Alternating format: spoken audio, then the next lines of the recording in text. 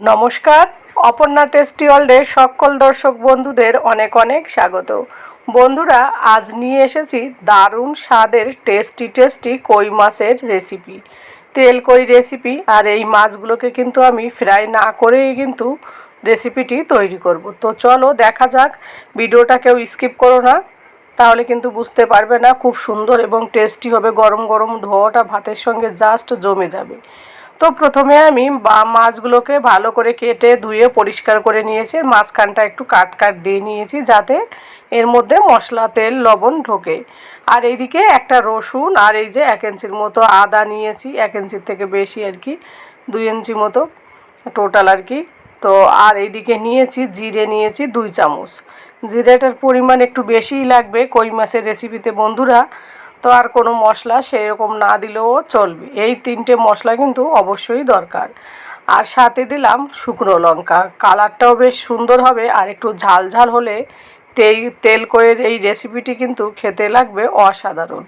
তাই বন্ধুরা, আমার এই রেসিপিটি সম্পূর্ণ জুড়ে থাকো আর দেখতে থাকো। আর যদি ভালো লাগে দেখার পর একটা লাইক এবং একটা কমেন্ট করে দিও, তোমাদের মূল্যবান মতামত জানিয়ে দিও, তাহলে আমি বুঝতে পারবো আমার রেসিপিটি তোমাদের কেমন লাগলো। তো এই মশলাগুলো করে ফিরে এলাম, এসে এইদিকে কড়াই বসিয়ে দিয়েছি। মশলাগুলো মিক্সিতে গ্রাইন্ড করে নিয়েছি। আর কড়াইতে তেল দিয়ে দিলাম, সর্ষের তেল। তেলটা তোমাদের পরিমাণ অনুযায়ী তোমরা দেবে, মাছের পরিমাণ কম বেশি হলে সেইভাবে কিন্তু তেলটা দেবে। এবার তেলটা দেওয়ার পর এর মধ্যে আমি দিয়ে দেব ওই যে মিক্সি গ্রাইন্ডে যে মশলাটা করেছি সেই মশলাটা। আমি কিন্তু গ্যাসে কড়াই বসিয়েছি, গ্যাসটা কিন্তু এখনও অন করিনি, তাহলে কিন্তু রেসিপিটি বানাতে অসুবিধা হবে বন্ধুরা। জাস্ট গ্যাসের উপর কড়াইটা বসিয়ে সর্ষের তেল দিয়ে তারপর কিন্তু এই মশলাটা দিলাম। যতটা মশলা আমি মিক্সিতে গ্রাইন্ড করেছি সবটাই কিন্তু দিয়ে দিলাম, যেহেতু লঙ্কা, রসুন আর আদা, জিরে একসঙ্গে ভালো করে পেস্ট করেছি। আর যেহেতু জিরে থাকে একটু টাইম নিয়ে পেস্ট করতে হবে, তাহলে কিন্তু ভালো হবে। আর যদি তোমরা পারো এটা শিলনোড়াতেও বেটে নিতে পারো, তাহলে কিন্তু স্বাদ আরও দ্বিগুণ বেড়ে যাবে।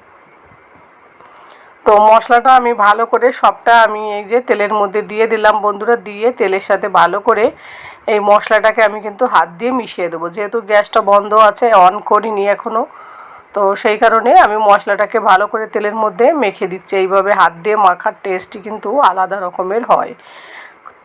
কই মাছের রেসিপি তো অনেকভাবেই তোমরা খেয়েছো বন্ধুরা, আর আমি যেভাবে আজকে করছি সেটা কিন্তু হবে দুর্দান্ত। এবার মশলাটা মাখানোর পর এর মধ্যে আমি দিয়ে দিলাম ওই যে মাছগুলো আমি রেখেছি, সেই মাছগুলো কিন্তু এর মধ্যে দিয়ে দিচ্ছি। দেখো সাজিয়ে সাজিয়ে দিয়ে দিচ্ছি সবগুলো মাছগুলোকে ভালো করে এই মশলার মধ্যে দিয়ে আমি একটু মেখে নেব। সেই কারণে মাছগুলো সব একসঙ্গে দিচ্ছি, যেহেতু মাছগুলো ফ্রাই করা হয়নি। তো ফ্রাই ছাড়াও কিন্তু খুব সুন্দর সিদ্ধও হবে আর খেতেও কিন্তু অসাধারণ লাগবে। তো এবার হাতের সাহায্যে এই মশলা দিয়ে মশলার মধ্যে ভালো করে এই যে মাছগুলোকে কিন্তু আমি মেখে দিচ্ছি, যাতে সমস্ত মাছগুলোর মধ্যে মশলাটা যায়। সেই জন্য আর কি মাছগুলোকে এইভাবে হাতের সাহায্যে সব মাছগুলো মেখে দিচ্ছি। যেহেতু কই মাছ একটু কাটার পরিমাণ বেশি থাকে, সেই কারণে কিন্তু একটুখানি সাবধানে মাখতে হবে বন্ধুরা। তো দেখো সবগুলো কি সুন্দর মাখা হয়ে গেছে, আর কালারটা কত সুন্দর এসছে। যেহেতু শুকনো লঙ্কা দিয়েছি সেই কারণে একটু কালারটা এসছে। আর এই রেসিপিতে একটু ঝাল ঝাল হলে খেতে কিন্তু অসাধারণ লাগে। তো আমার সমস্ত মাছগুলো দেখো ভালো করে মশলার সঙ্গে মাখানো হয়ে গেল। এবার আমি মাছগুলোকে একটু সাজিয়ে সাজিয়ে দিলাম কড়াইতে, দেখতেই পাচ্ছ বন্ধুরা। আর কালারটা কত সুন্দর দুর্দান্ত এসছে। এবার ওই মিক্সি জারটা ধুয়ে আমি কিন্তু জল দিয়ে দেব। আর এইদিকে গ্যাসটাকে কিন্তু আমি অন করে দিলাম। আর বন্ধুরা, আর একটা কথা যেটা তোমাদের বলতেই আমি ভুলে গেলাম, যখন আমি মিক্সিতে গ্রাইন্ড করেছিলাম মশলাটা, ওর মধ্যেই কিন্তু আমি লবণ আর হলুদ দিয়ে দিয়েছি, সেটা স্কিপ হয়ে গেছে। তোমরা কিন্তু অবশ্যই লবণ হলুদ দেবে, লবণ হলুদ না দিলে কিন্তু রেসিপিটা সম্পূর্ণ হবে না। তো তারপর ঢাকা চাপা দিলাম, প্রথমে গ্যাসটাকে একটু চড়িয়ে দিলাম। যখন জলটা ফুটতে শুরু করলো তখন ঢাকা চাপা দিয়ে আমি একবারে 10 মিনিট পর ফিরে এলাম। তারপর একেবারে গ্যাস চড়ানোর পর তারপর ছোলো করে দিয়ে এই যে উপর দিয়ে কয়েকটা কাঁচা লঙ্কা দিলাম। এই কাঁচা লঙ্কার একটা আলাদা গন্ধ বেরোবে আর খেতেও কিন্তু অসাধারণ লাগবে।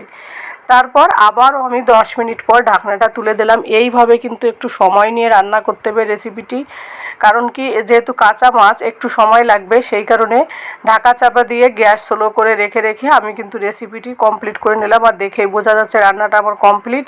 আর একটু হালকা হালকা ঝোল থাকবে, আর তেলও কিন্তু কম লাগে এইভাবে মাছের রেসিপি করলে বন্ধুরা।